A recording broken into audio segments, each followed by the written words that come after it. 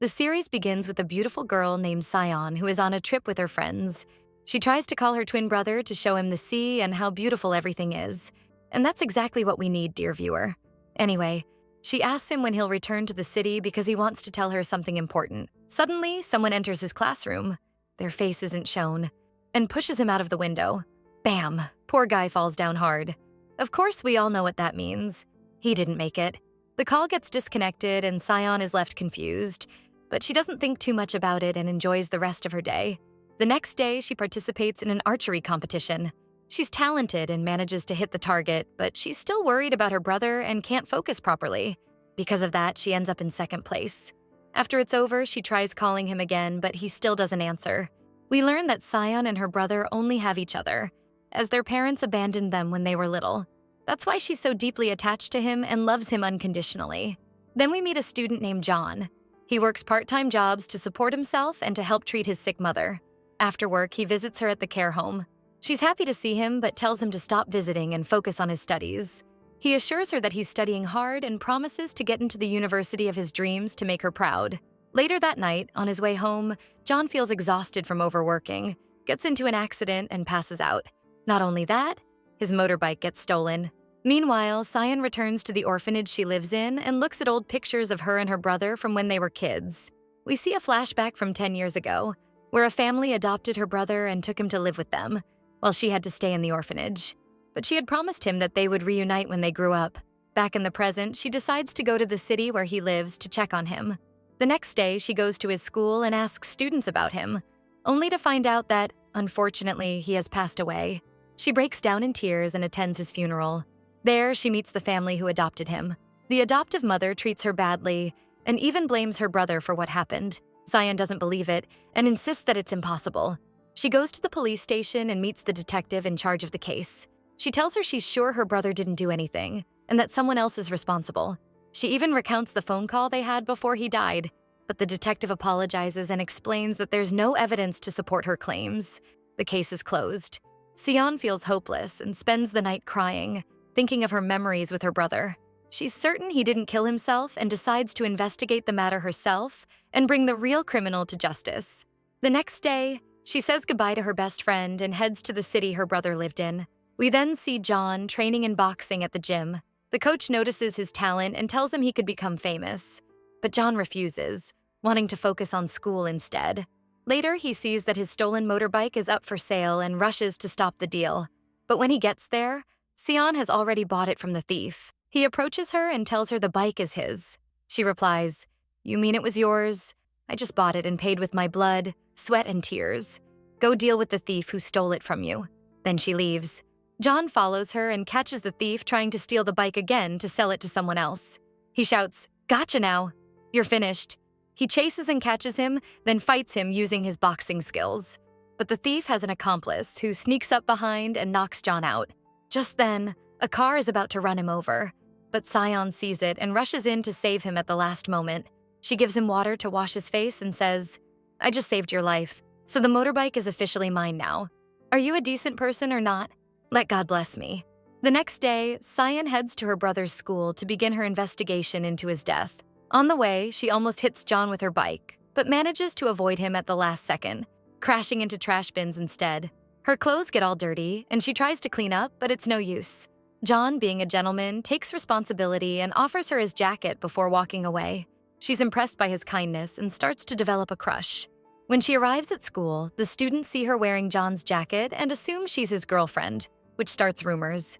She enters the classroom, introduces herself as the new student, and ends up in the same class as John. He's visibly nervous when he sees her. She returns his jacket in front of everyone, making things more suspicious. Another girl in the class, who likes John too, gets jealous. Sion begins her plan by befriending a girl from the archery club and asks her about the student who died, her brother. The girl says she heard that he was in a relationship with a popular student who was very close to him. Sion asks for her number and gets it. After school, she calls, but to her surprise, John answers the phone. She becomes suspicious and starts following him. She tails him to a hospital, but he senses someone's behind him. Luckily, a doctor calls out to him just in time. The doctor tells John his test results are in. He has a tumor and less than a year to live. John is devastated and begins to cry.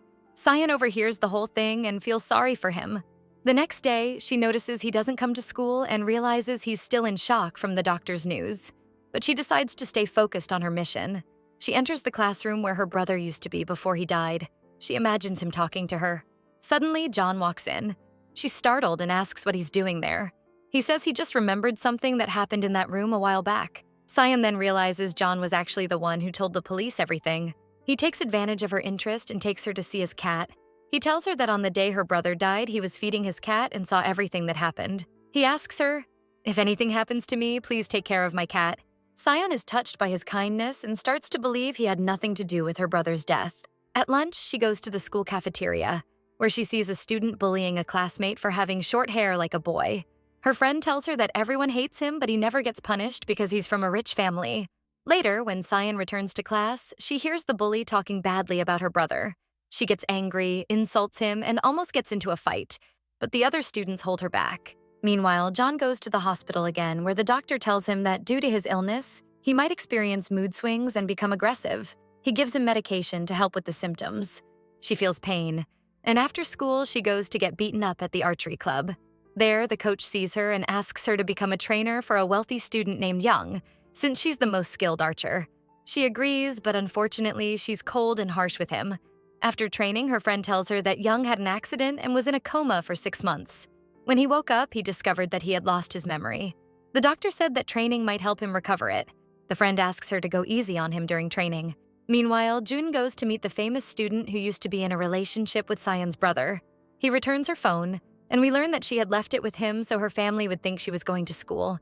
He finds a lot of messages from Sayan asking to talk about the student who died. John realizes she was genuinely interested in what he had to say and in his story. He goes to wait outside her dorm to ask her about it. When she sees him, she lies and says, "He was with me at the archery club. I just wanted to know what happened to him." Then she walks away without explaining further. The next day in class, June starts experiencing side effects and feels weak. He runs out of class to the bathroom. Sian sees him and follows to check on him. But then she notices blood coming from under the door. She panics and keeps calling out, but suddenly June walks out from another stall. When they break down the door, they find the short-haired girl inside, bleeding. June tries to save her and calls an ambulance. She's taken to the hospital and the police arrive, including the detective assigned to her brother's case. The detective talks down to Sayan and says, "I know you transferred here to investigate your brother's death. My advice? Focus on your studies and stay out of it." But Sayan doesn't care. She replies, "The police didn't do their job, so I'll do it myself. I won't rest until I find the criminal." She leaves and gets a message from the famous student.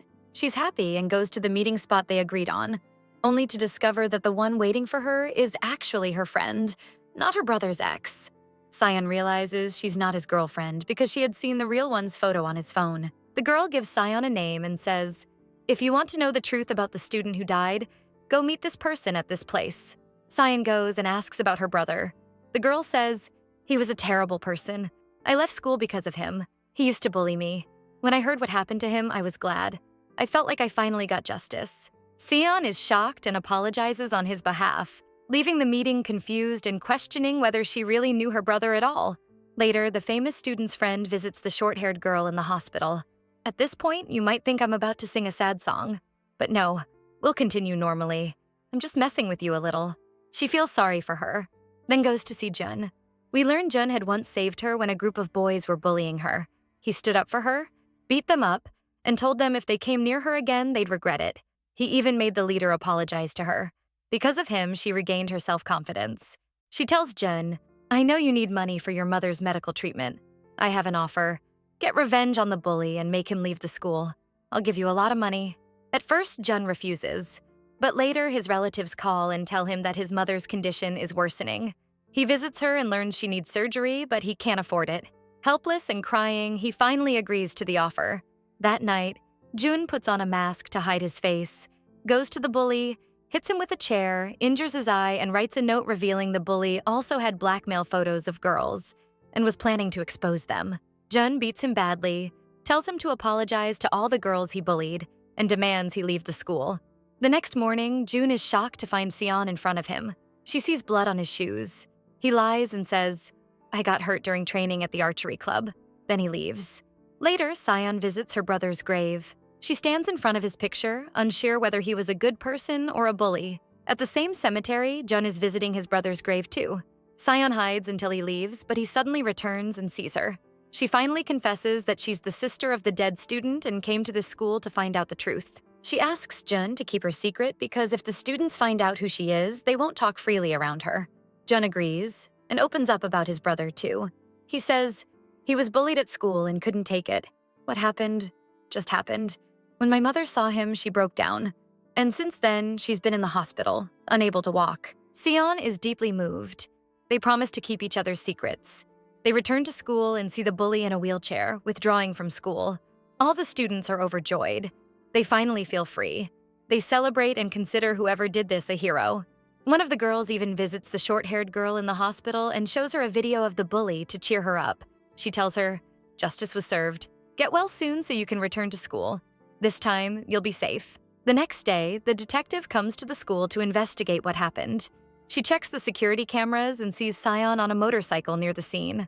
She thinks Sion must have seen the attacker.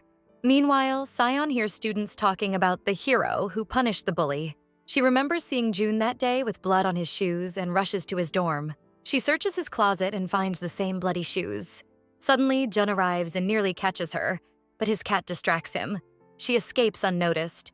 When she returns home, the detective is waiting for her and shows her the camera footage, asking who the boy with her was. His face wasn't clear. Sion says it was Jun, but refuses to tell the full truth or show her the bloody shoes. The detective realizes she's hiding something. That night, the detective visits the club where Jun works and asks to speak with him. She gets into his car and asks about the night of the incident. She notices blood on his shoes, but Jun claims he knows nothing and leaves. The next day, Jun is surprised to find Sion waiting outside his dorm. She returns his shoes and apologizes for suspecting him. She tells him she didn't say anything to the detective, but Jun gets angry and tells her to stay out of his life. Then he leaves for school.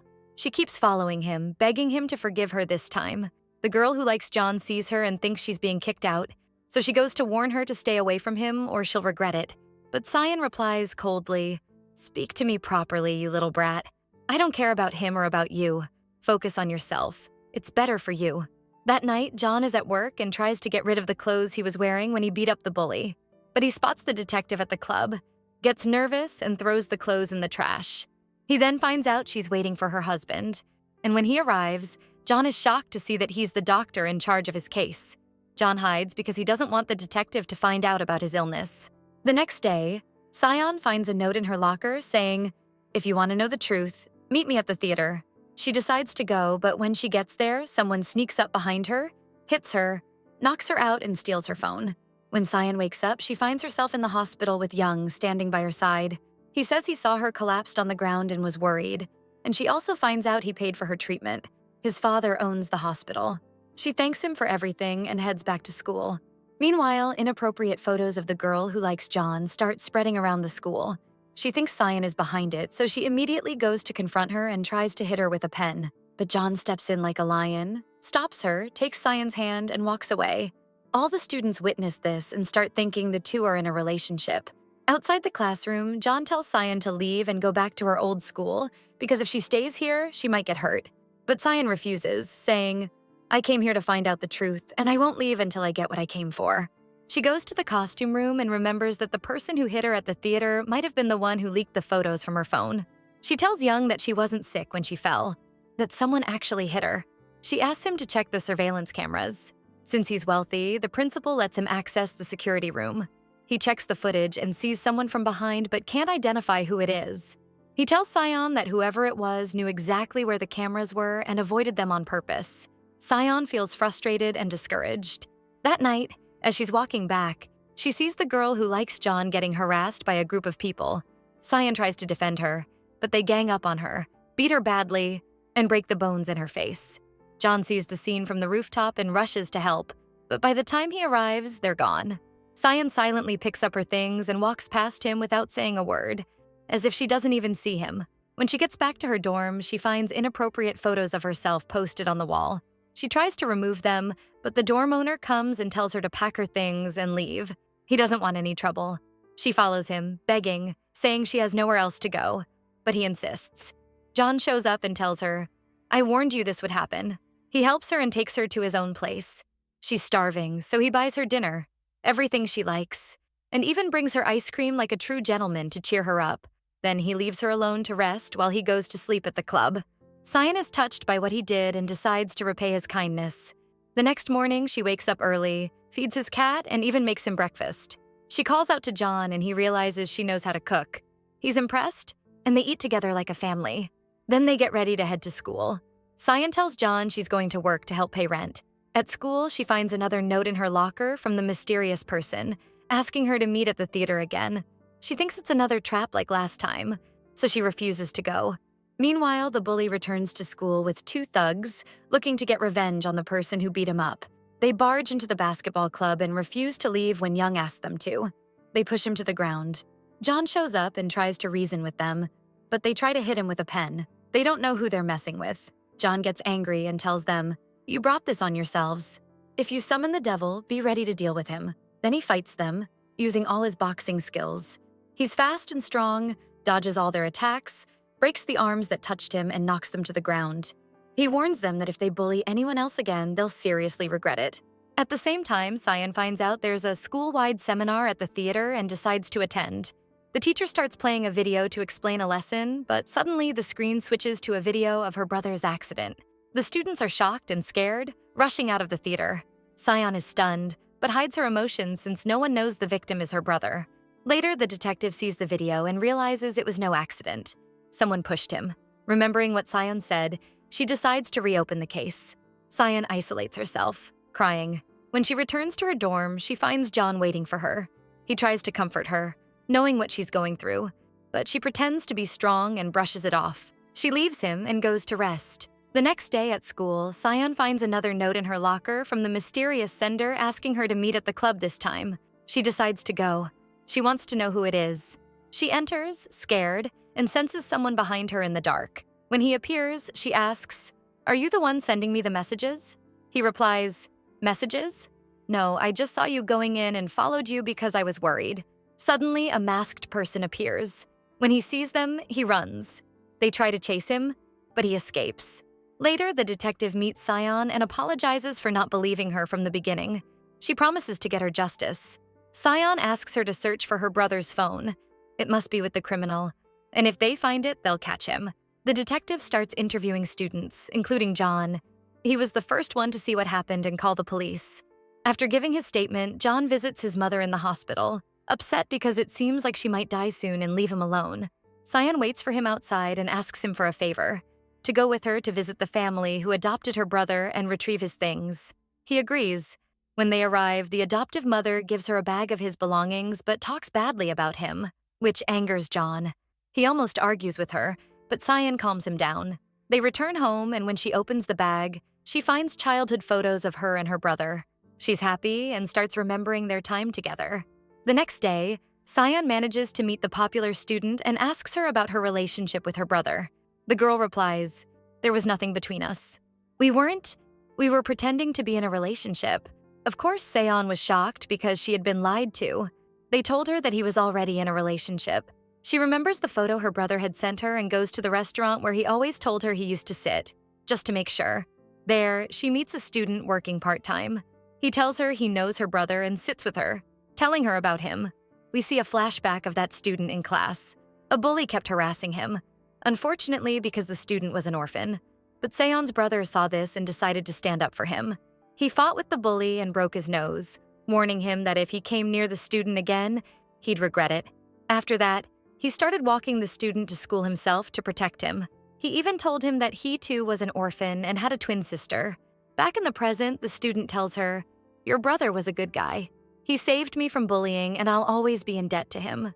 Cyan is overjoyed that finally someone said something good about her brother. It motivates her to search for the truth. Then, Young goes to the club where June works to meet him. 3 guys show up wanting to pick a fight with Young, but when they recognize June, they back off, terrified. He's a professional martial artist. Naturally, because Young is a rich guy and doesn't like owing favors, he takes June to a racetrack and teaches him how to drive fast cars. This helps June feel better, and they have a nice time and grow closer. That night, Young thanks June, hugs him, and leaves. But then he finds his colleague waiting for him. She says, "I have a new mission for you." She tells him about a guy who, 2 years ago, tried to date a classmate. She rejected him, so he stalked her and eventually killed her. But because he was underage, he wasn't imprisoned, just released on bail. Back to the present, she asks Young to force him to apologize to the dead girl's mother. She even offers more money than the last time. June agrees. He needs the money for his mother's treatment after he dies. The next day, he puts on his mission clothes, goes to the guy's workshop, sneaks up from behind, and knocks him out. He ties him to a chair, blindfolds him, just like he did with the bully, and starts threatening him, saying he'll break his face if he doesn't cooperate. He politely asks the guy to go and apologize to the dead girl's mother, or else, terrified, the guy agrees to do it the next day. So June lets him go and goes home. But the next day, the police arrive at the workshop, and we learn the guy is dead. Cut to Seon, who goes to school and finds the student from the restaurant waiting for her. He tells her he was the one who left her notes in the locker and who shared the accident video. He says, "I wanted to bring everything back and make them investigate. I was there at the time of the accident, standing far away. I saw someone, but not clearly. I was scared to speak up because no one would believe me. But when I found out you were at this school, I decided to help you find the truth." Seon becomes sure someone did this to her brother and vows to catch and punish them. Meanwhile, June arrives at school and finds Young waiting. He's upset June didn't come yesterday as they agreed. June says, "I had something urgent, but I sent you a message." But when he checks his phone, he realizes the message didn't go through. He feels embarrassed and apologizes.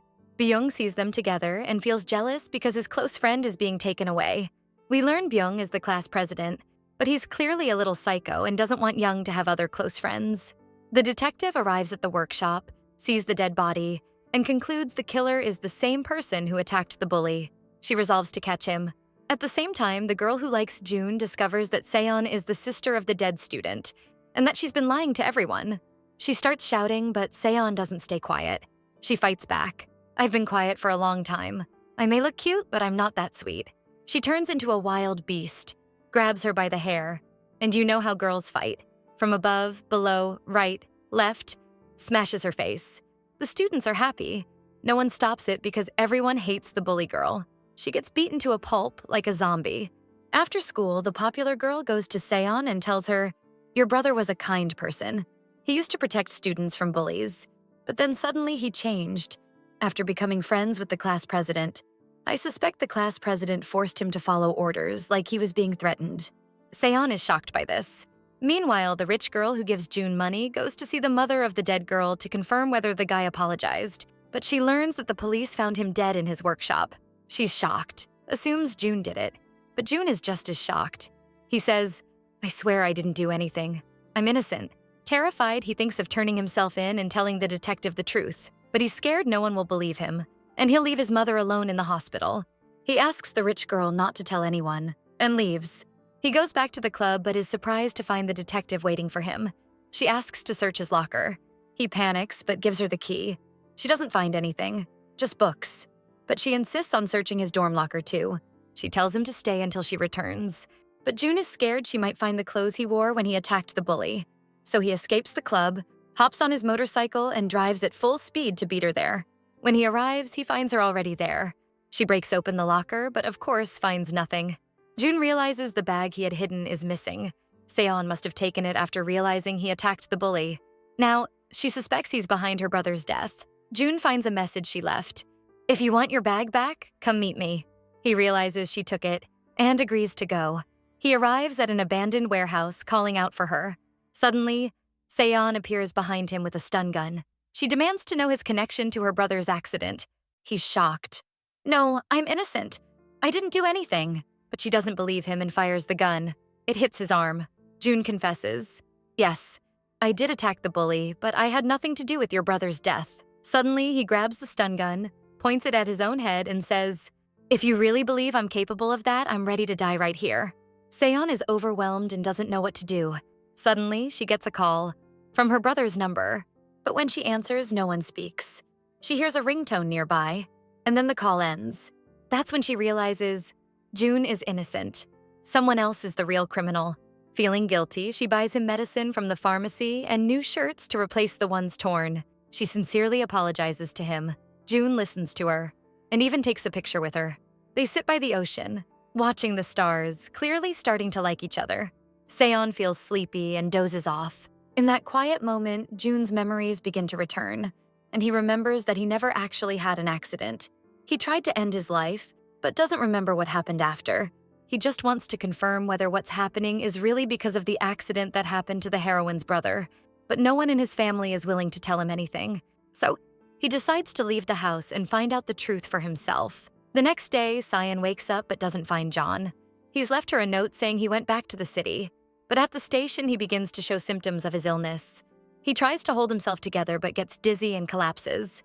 He's taken to the hospital. Meanwhile, the detective is looking for him. She goes to his dorm, thinking he's hiding from the police because he's a suspect. She goes to ask Cyan about him, but Cyan is harsh with her and says she doesn't know anything. The detective leaves, and Cyan becomes worried about John's disappearance. It's been a while. She goes to feed his cat, hoping he'll come back. Unfortunately, he still doesn't return, and he continues missing school. The teacher starts asking about him, but no one knows where he is. Young goes to his dorm to check on him and is surprised to find out that Xian is living with him. At the same time, the girl who likes John arrives and is shocked to see Cyan's clothes there. Jealous, she angrily storms off and tampers with the brakes on Cyan's bicycle, hoping to cause an accident. The next day, Cyan rides the bike to school but realizes on the way that the brakes aren't working. She panics, tries to slow down, and ends up throwing herself into garbage bins. She gets injured but suspects someone tampered with the bike. She takes it to a mechanic who confirms that the brakes weren't broken. Someone had deliberately cut the brake cable. This triggers her memories, and she suspects that whoever killed her brother is now trying to get rid of her too. She goes to school, grabs the microphone, and loudly announces to the criminal, "I'm still alive, and I won't stop until I catch you and get my revenge." Afterward, she goes to the clinic to treat her wounds. Her classmates visit her to check in, and she tells them she's okay. Later, she goes back to the dorm, only to find it in chaos. The glass is shattered and everything is out of place. At that time, the detective goes to visit her husband in the hospital and unexpectedly finds John there. She talks to him, learns that he's sick, and feels guilty for suspecting him. She promises not to tell anyone about his illness. Cyan starts tidying up the dorm and putting everything back in place. Suddenly, the doorbell rings. It's John. She's thrilled to see him. He asks about her injuries, but she reassures him. He doesn't tell her he was in the hospital, but apologizes for making her worry. He then invites her to go somewhere with him. They go to a place where they celebrate her birthday. She's overjoyed and asks how they knew. John says, "We know your brother's birthday, and since you're twins, it must be the same day." She blows out the candles and they all sing and dance, enjoying a wonderful time together. Then the class president arrives and asks Young to come with him because his family is worried. But suddenly, a phone rings. It's the same ringtone Cyan heard when she called her brother's phone. She tells John what she knows, furious and ready to confront the person responsible, but he calms her down and asks her to wait until they're sure. She promises not to act without telling him. They return to the dorm, and Cyan thanks him for everything. They plan to steal the class president's phone to confirm the ringtone. John agrees to help and apologizes for not getting her a birthday present. She jokes, saying she wants the lace from his sneakers. John gets nervous. The lace belonged to his mother, and he put it on his shoes to feel like she's still walking beside him. Although it's his most treasured item, he washes it and gives it to her as a gift the next day. She's touched and thanks him, putting it on her own shoes and walking to school with a smile. At school, they start executing their plan. John's admirer creates a distraction by picking a fight with the class president. Meanwhile, John grabs his phone and rushes to the bathroom to check it, only to discover it's not the same phone. The class president had a different one yesterday. John is frustrated, but just then the class president calls his own phone. He had put a tracker on it to find its location. He realizes it's in the bathroom, and John panics. He hides in another stall until the president leaves. But when he comes out, the class president catches him and realizes he was the one who took the phone. That night, John heads home and feels like someone is following him. In a dark alley, someone attacks him, but John manages to dodge the blows, and they both fall. When John removes the attacker's mask, he realizes it's the guy who works at the restaurant. John takes him back to the dorm, and Cyan treats the wound on his face. She asks why he did it, and he says, "I wanted revenge for your brother." She replies, "But John has nothing to do with it. I'm sure the real criminal was trying to frame him." They agree to team up and make the criminal pay. The next day, John goes to talk to the girl who likes him. She's actually the class president's sister. He asks her to help him study. She's overjoyed and invites him to her house to make Cyan jealous. Cyan pretends to be upset and goes to the archery club, asking Young to help her set up a meeting with the class president. Their plan works. John goes to study with her, and when he finds no one else at the house, he sneaks into the brother's room to search for evidence. At the same time, the class president is waiting for Sion in a cafe, but she's across the street watching him. It's all part of the plan to keep him distracted so John can search freely. But the girl who likes John posts a picture of the food with a caption saying she's eating with him, just to annoy Sion. The class president sees the photo and pieces everything together. He rushes home. Meanwhile, the detective is reviewing the workshop's surveillance footage and sees the class president entering. She decides to go arrest him, now convinced he's the suspect. The class president reaches home just as John is coming out of his room. He gets angry, fights with John, and pins him to the ground, ready to hit him with a vase. But the detective arrives just in time and arrests him. John returns to the dorm and tells Sion what happened, but suddenly he gets a phone call. He finds out that his mother has relapsed, so he rushes to the hospital to check on her. The doctor informs him that she has fallen into a coma, and in order to keep her alive, she must remain on life support. However, the costs are high, and he has to pay regularly. Otherwise, they'll have to remove the machines, and we all know what that means. John is devastated because he doesn't have the money. He pleads with the doctor to keep her on the machines, promising to find a way. John is overwhelmed by helplessness and sinks into depression. Sion is heartbroken to see him suffer and cries because he's on the verge of losing everything, and she can't do anything to help. Left with no choice, John goes to his contact, the girl who used to give him missions, and tells her he's willing to do anything, as long as he gets money. She refuses at first, worried because the police already suspect him, and she begs him to wait until things calm down. But he ignores her advice, feeling like he has no other option to cover the hospital expenses. Meanwhile, the popular student finds out what's going on and offers to help him. She tells him to take out the bully, promising he'll get a big payout from the father of the girl being bullied. John reluctantly agrees. That night, he puts on his mission clothes and heads to where the bully is staying, thinking he's alone. He sneaks in, ready to finish the job, but it turns out to be a trap. Cameras are hidden everywhere, recording his every move. We get a flashback to 2 days earlier that reveals how this was all set up. The class president had met with the bully and told him, "I suspect the person who attacked you is John." He then proposed a plan to lure and capture him. He asked the bully to go back to harassing the short-haired girl to provoke John again. The bully agreed. Meanwhile, the class president created a fake email account and uploaded an embarrassing picture of his own sister, which quickly went viral among the students. Everyone started following the account, but his sister was furious and demanded he take it down. He promised to delete it in 2 days. Then, the bully approached the short-haired girl and repeated the same cycle of harassment, calling her names and saying she looked like a boy. He kept pressuring her, asking who had attacked him, but she just cried and said she didn't know anything, then ran away. She told her father what had happened and begged him to move them to another city because she couldn't take it anymore. Her father was deeply affected and promised to handle the person who hurt her. All of this, of course, was part of the class president's plan. The president then told the bully everything was going smoothly and informed him that John would come to him that night. He told the bully to let John hit him, so they could catch him in the act. The bully agreed. The next day, John followed the bully to find out where he lived, unaware that the class president was already one step ahead. He had set up cameras everywhere and was even planning to live stream everything through the fake account to publicly shame John. Back in the present, John arrives that night, ready to attack the bully. But at the same time, his mother dies at the hospital. The doctors try to contact John to inform him, but his phone is off. Unable to reach him, they call Sion and tell her the news. She's devastated and starts searching everywhere for John, but can't find him. She even contacts his friends to ask if they've seen him. The popular student finally confesses everything, telling Sion that John went to confront the bully. Sion is shocked. At the same time, the class president starts his live stream to expose John, and everyone begins watching. Unfortunately, everything unfolds as planned. John arrives and the fight begins.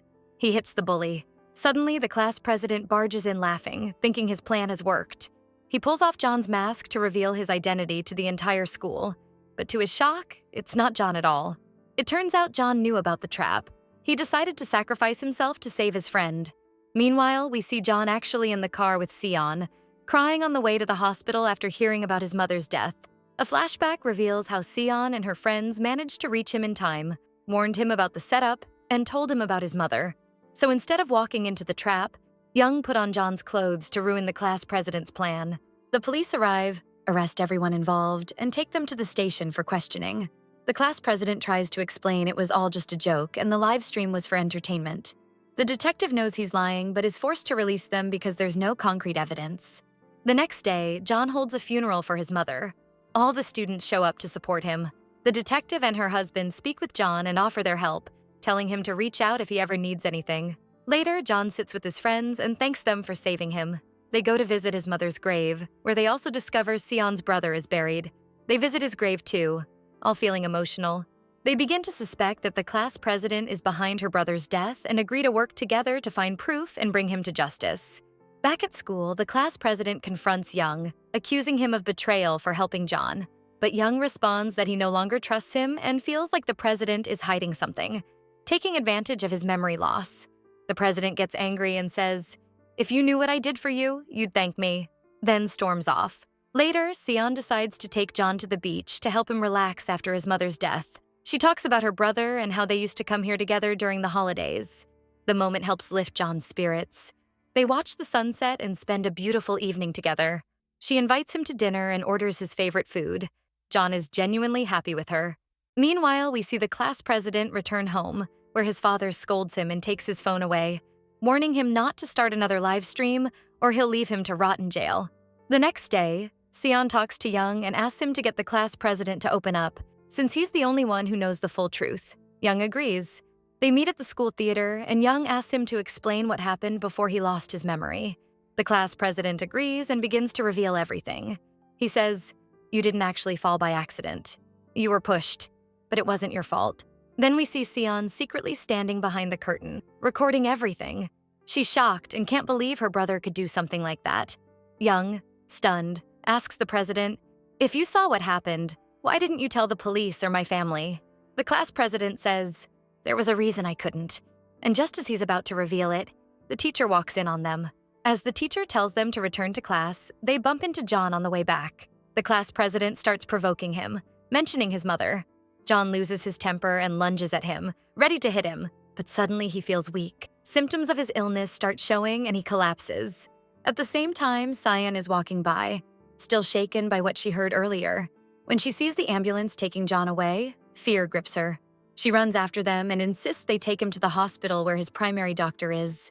She rides with him, staying by his side until the doctor examines him and assures her he's stable, but advises her to leave so John can rest.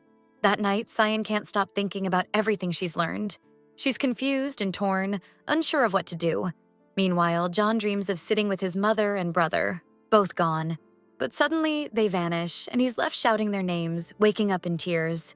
He finds himself in the hospital. The doctor tells him Sion stayed by his side all night. When John is discharged, he tries calling her, but her phone is off. Confused, he checks his phone and finds a video message she left. In it, Sion tells him she's decided to give up. She's going back to her hometown and no longer wants to know who the criminal is, because even her brother seemed like one. She thanks John for everything he's done and says this is the last time he'll see her. Her final request: take care of yourself. Heartbroken, John runs to the dorms to stop her, but he's too late. She's already left, and the only thing she left behind is a shoelace. Furious, John realizes it was all a setup, something the class president orchestrated to crush Sion's hope and stop her from digging deeper. Determined to get answers, he goes to confront him. He arrives to find the class president with the bully, overhearing them plotting to get rid of him once and for all. He kicks the door in. The bully opens it, only to get slapped hard. John storms in and faces the class president, who is clearly terrified. He grabs a stick to defend himself, but John mocks him, saying the stick is better used as a toothpick. He beats him down, blow after blow, demanding a confession. Before things go too far, Young arrives just in time and stops him. Meanwhile, Sion is sitting alone by the beach, remembering her brother. She looks at an old photo of them from a year ago and notices the date. It was the same day Young had his accident and lost his memory. That means her brother couldn't have pushed him. He was with her all day. She realizes the class president was lying. Her brother was innocent. Sion immediately calls John and asks to meet. They rush to see her. She shows them the photo and explains everything. Everyone is stunned. It confirms the class president's lie. On their way back to the dorm, John gives her back the shoelace and tells her to keep it. Holding her hand, he tells her how happy he is she came back. They take a walk together and John decides to confess his feelings. Just as the moment turns romantic, a car pulls up out of nowhere. The bully jumps out with a gang of thugs. John tries to fight back but is blindsided. Someone stabs him in the side. They drag him into the car. Sion screams and tries to follow, but they shove her to the ground and threaten her. If she tells the police, she's next. Terrified but determined, she calls Young and tells him everything. He tells her to go to the dorms. He'll handle it. That night, while Young sleeps, memories start flooding back. He dreams of the accident and sees who pushed him. It's revealed to be the class president. He wakes up in shock and rage, now fully remembering everything. He calls Sion and tells her he knows where John is. Young explains he had planted a tracker in the class president's bag, suspecting him all along. The tracker leads them to the place where John is being held. The bully has John tied to a chair, beating him to get a false confession about killing Sion's brother. But John refuses to admit to something he didn't do. The class president, losing control, starts torturing him. Just then, Young's crew, actual mafia types, burst in, take down the gang and rescue John. The thugs panic, realizing they've messed with someone powerful. Young arrives, checks on John, and then confronts the class president. He tells him he remembers everything now. He knows it was him who tried to kill him, but he'll deal with him later. They get John out before the police arrive. Meanwhile, Sion goes to the police station and meets the detective. She tells her that someone called her from her brother's phone and she suspects the class president. She asks the detective to trace the call. Suddenly, another officer enters with a breakthrough. The killer of the boy at the workshop, the event that led to her brother's accident, was left-handed. That clears John since he's right-handed. Sion is overjoyed. She rushes to John and tells him the news. He reacts with mixed emotions, remembering that he once saw Young use his right hand, but also his left. Something doesn't add up. They rewatch the video of her brother's incident, studying it closely. They finally notice that the killer used his left leg to push him. That means it wasn't the class president. They now suspect Young. They come up with a plan to confirm it. The next day, they go to a mobile store and buy a phone identical to Sion's brother's. John visits Young, while Sion puts the plan in motion. She sends Young a picture of the fake phone and claims she found her brother's. She says she's close to uncovering the truth. John observes Young growing nervous. His expression shifts, and he suddenly switches to using his left hand. He becomes someone else entirely. Young abruptly says he has an urgent errand and drives off. He heads to his horse stables and digs into an old box, finally pulling out Sion's brother's real phone. He was the killer all along, but John appears behind him. He followed him and saw everything. He demands the truth. Before Young can react, the class president shows up and knocks John out, claiming he came to save Young. He pleads with him, "Let's start over and be friends again." But Young loses it. He shouts, "You're the reason for everything that's happened. You took advantage of the fact that I lost my memory. You lied to me. You made me believe that Sion's brother was the one who pushed me. And you made me push back too." They start fighting fiercely. Meanwhile, Sion is worried sick about John. She tries calling him, but he doesn't answer. Eventually, John wakes up, goes to her, and tells her everything. They realize that Young has her brother's necklace, which means he's the one who killed him. Suddenly, the police find a car abandoned near the beach, but no one is inside. They search everywhere for Young, but he's completely disappeared, like he vanished into thin air. Since John was the last person to see Young, he's brought in for questioning. He tells them everything he knows. Later, he sits with Sion, and she's crushed. She says, "I'm sure Young disappeared to run away from his crime." She suspects the class president might know where he is. She goes to meet the class president and apologizes for ever doubting him. She slowly gains his trust, coaxing him into talking, until he finally confesses that he was the one who hit John in the stable. But she had been recording him the whole time. Just as she tries to send the recording to the detective, he snaps. Furious, he tries to take revenge. He wants her to join her brother in the afterlife. At the same time, John meets the girl who likes him. He gives her a tracking device and asks her to secretly put it in her brother's bag, just in case he meets Young. She agrees to help. When she gets home and plants the tracker, Young suddenly walks in. She panics and says she was looking for her phone to delete some photos. The next day, while she's at work, she spots Young passing by. She immediately calls Sion and tells her where he is. Sion grabs her air pistol and sets off to take justice into her own hands. She doesn't tell John. She doesn't want to put him in danger. She tracks Young to the yacht where he's hiding. When she sees him, she points the gun and demands answers. He's shocked to see her but confesses everything. He tells her he has two personalities, the kind Young she knows, and another, the vengeful personality of his twin brother who died when they were young. Ever since then, he's been living in a constant inner war. "When I lost my memory," he says, "the class president lied to me. He made me believe your brother pushed me. And that's when my brother's personality took over and killed him. I swear I'm sorry. I know no apology will ever be enough. I remember everything now, and I'm still trying to process it. Suddenly, his expression changes. His brother's dark personality takes over. He lunges at Sion. She drops the gun and he breaks her bones in the struggle. When she regains consciousness, she sees that he's flipped the situation. He's the one in control again. Sion desperately tries to talk to the real Young, the one she knows. She begs him to resist his brother's influence. He laughs cruelly and starts telling her the whole truth about every crime he committed. He recalls the day he was going to meet John and saw him leaving the workshop. He followed him in, found a tied-up boy inside, and assumed that boy was the one responsible. His brother's personality took over again, and he killed him just to cover his tracks. Sion keeps talking to him, trying to reach the real Young buried deep inside. Finally, she succeeds. He returns to himself. When he sees how badly she's hurt, he's overwhelmed with guilt. He grabs the gun and points it at himself, wanting to protect her from his other side. But she runs toward him and stops him just in time, taking the gun away. Young collapses in tears. He decides to turn himself in. The detective arrives and arrests him. Because of his psychological condition, he's granted a lighter sentence. Sion has finally uncovered the truth and restored her brother's name. She breaks down crying. She had waited so long for this moment. But of course, the story doesn't end there. Back at school, John receives a message from the girl who liked him, asking to meet him on the rooftop. When he gets there, he's shocked. She tells him she's going to end him. She knows he found out she was helping track Young. "I don't care who you are. Even if you were my brother, I wouldn't forgive you," she snaps. "But I'm willing to cut you a deal. Get on your knees right now and I'll consider it." He does it. He kneels and apologizes. But just when her guard is down, he attacks. They start fighting, and eventually, John overpowers her. The class president tries to intervene, but trips and flies off the edge. And finally, dear viewer, we're free of him. The students are terrified by what happened. They see John on the rooftop and assume he was responsible. Sion learns what happened and rushes to help. She sends a message to all the students. John is the hero who stood up to the bullies. He's the one who always helped you. John is someone to be proud of.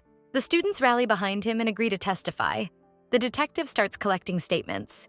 Strangely, no one mentions anything incriminating about John. They all say the class president tripped. Even his own sister testifies that John was trying to save her. With that, the detective closes the case. Days pass. The school year ends with the graduation ceremony. Everyone is smiling in group photos. Everyone except John, who isn't there. He's at the hospital, preparing for surgery to remove the tumor in his brain. All the students support him and encourage him to come back. They're waiting for him, because to them, he's a hero. Their words move him deeply. His will to live returns. He goes to see Sion, who has finally achieved her dream. She's been accepted into the Navy as an officer. He takes her hand. We learn they're now engaged and have decided to start their life together after he completes his surgery and recovers, God willing. And so, the series ends with a happy ending. Not like the ones we're used to, dear viewers, but a truly unique one. So don't forget to like and subscribe. You've really been slacking, and I'm genuinely upset about it.